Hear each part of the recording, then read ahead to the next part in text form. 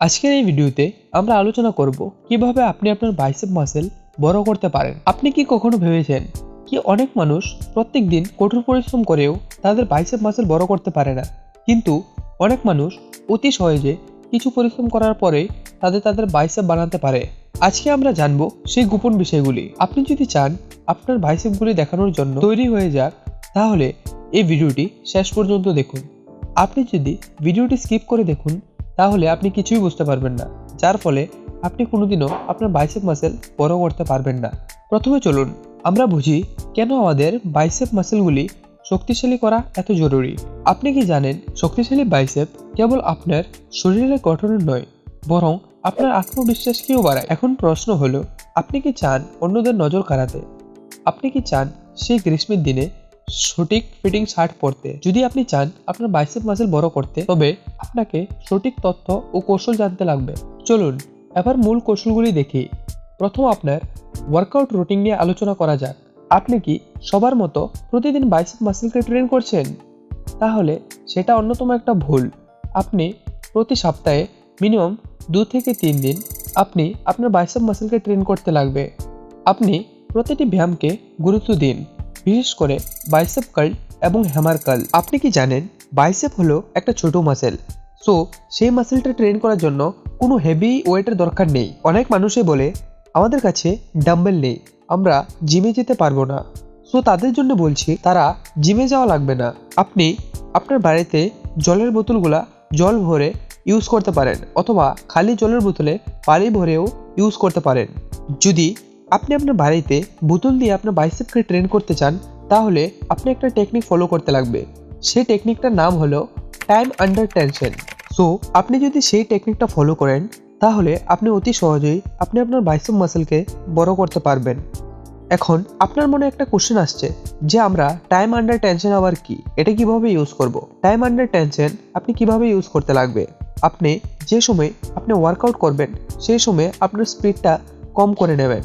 একটা এক্সাম্পল দিয়ে আমি আপনাকে বুঝিয়ে দিচ্ছি। আপনি যদি বাইসেপ কার্ল করুন, তাহলে একদম ধীরে ধীরে বোতলটিকে উপরে তুলুন এবং একদম ধীরে ধীরে নিচের দিকে বোতলটি নামান। তো আপনি যদি সেই টেকনিকটা ফলো করেন, তাহলে আপনি অতি সহজেই আপনি আপনার বাইসেপ মাসেলকে ট্রেন করতে পারবেন এবং আপনার বাইসেপকে বড় করতে পারবেন।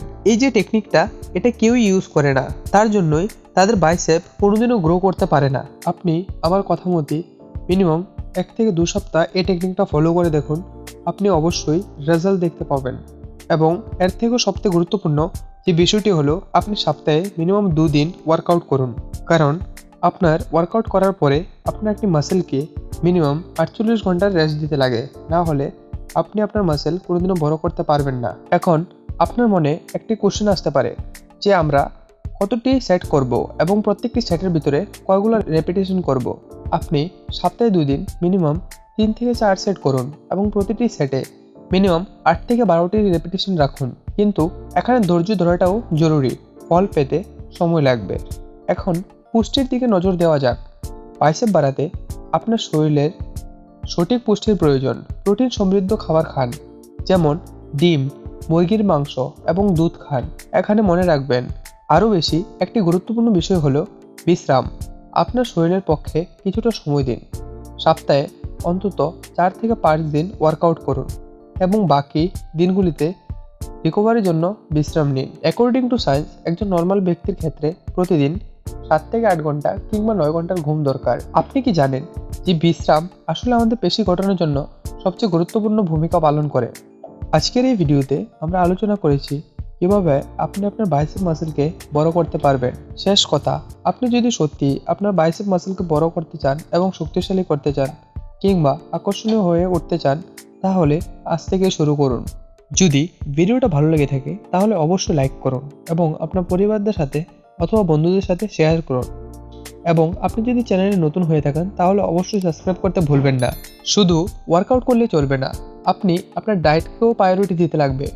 যদি আপনি আপনার ডায়েট ভালো না হয় কিন্তু আপনি এক্সারসাইজ করছেন, তাহলে আপনি আপনার শরীরে কোনোদিনও প্রভাব দেখতে পাবেন না। সো আপনি যদি চান একটা ভালো ডায়েট পাওয়ার জন্য, তাহলে আপনার স্ক্রিনের উপর ভিডিওটি ভিজিবল হচ্ছে, সেই ভিডিওতে আমি ইনডিপথে ডিসকাস করেছি আপনার সকাল থেকে রাত অবধি খাবার কি দরকার, এবং আপনি যদি এক্সারসাইজ করুন আপনাকে দিনে মিনিমাম কত গ্রাম প্রোটিন নিতে লাগবে।